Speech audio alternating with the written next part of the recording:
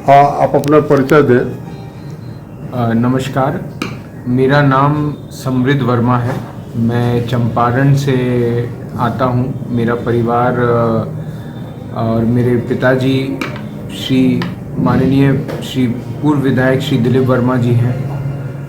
हम लोग पश्चिम चंपारण बेतिया ज़िला से हैं और वर्तमान में मैं भारतीय जनता पार्टी युवा मोर्चा में प्रदेश प्रवक्ता के दायित्व से में हूँ। चर्चा है कि आने वाले 2025 के विधानसभा चुनाव में आप सिकटा विधानसभा सीट से भाजपा के टिकट के लिए प्रयासरत हैं और चुनाव भी लड़ेंगे।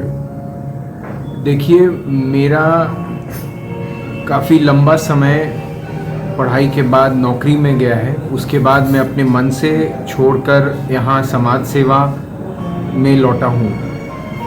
तकरीबन 4 साल से भारतीय जनता पार्टी युवा मोर्चा में फ़िलहाल हूँ और किसी भी पार्टी में अगर मैं होता या अभी मैं जहाँ पर हूँ, इसमें आगे चल के किसी को भी मन करेगा कि वो इलेक्शन लड़े।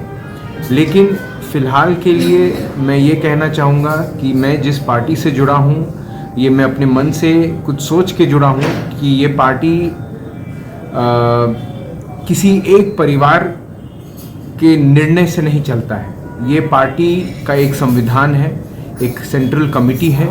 इस पार्टी में आप अपना काम कीजिए, इस पार्टी से जुड़ के समाज सेवा कीजिए और अगर पार्टी को कभी लगेगा कि आप में वो काबिलियत है जिसमें वो पार्टी आपको सामने बढ़ाकर इलेक्शन लड़वाए, तो क्यों ना। सबका मन करेगा लड़ने का और हमारा भी है।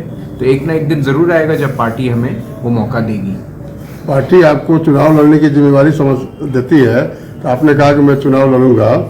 एक चीज़ बताएं कि सिकटा विधानसभा सीट से जदयू से फिरोज अहमद चुनाव लड़े थे, है ना? तो वह सीट तो जदयू का है, फिर भाजपा को कैसे मिलेगा? देखिए, पिछले बार जब 2020 में इलेक्शन हुआ था, वहाँ से जेडीयू और माननीय पूर्व मंत्री फिरोज़ अहमद उर्फ खुर्शीद आलम जी तीसरी नंबर पर गए थे और मेरे पिताजी दूसरी नंबर पर आए थे। तो स्वाभाविक है कि पार्टी, और क्योंकि इस बार, और ये डिसीजन किसी कैंडिडेट का नहीं होता है, ये डिसीजन एक कमेटी का होता है और एनडीए का होगा। तो वो लोग संपूर्ण तरीके से मिलकर जो भी पार्टी डिसाइड करेगी, जिसको चुनेगी वही लड़ेगा। चंपारण के लिए आपका क्या ड्रीम प्रोजेक्ट है? क्या नया कुछ करना चाहते हैं आप? देखिए, मेरे पिताजी 30 साल पहले से 35 साल पहले से जब अपना पॉलिटिकल करियर शुरू किया, उनकी लाइफ टाइम एक ही मुद्दा रहा, अमीर और गरीबों को आगे किस तरीके से बढ़ाया जाए और उनकी गरीबी हटाई जाए।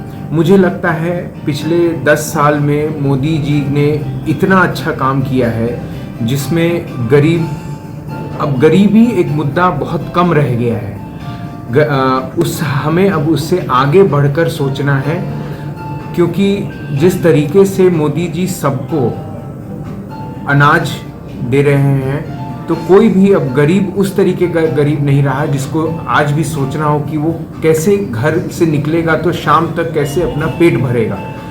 तो हमें उससे आगे बढ़कर अब सोचना है कि हम हर एरिया को, जैसे मैं चंपारण से आता हूँ, हम चंपारण को किस तरीके से विकसित बनाएं। चंपारण विकसित बनेगा तो बिहार विकसित बनेगा। तो अरे मोदी जी और हमारे पार्टी का जो ड्रीम है 2047 तक पूरे भारत को विकसित भारत बनाना है, उसको कैसे कामयाब किया जाए।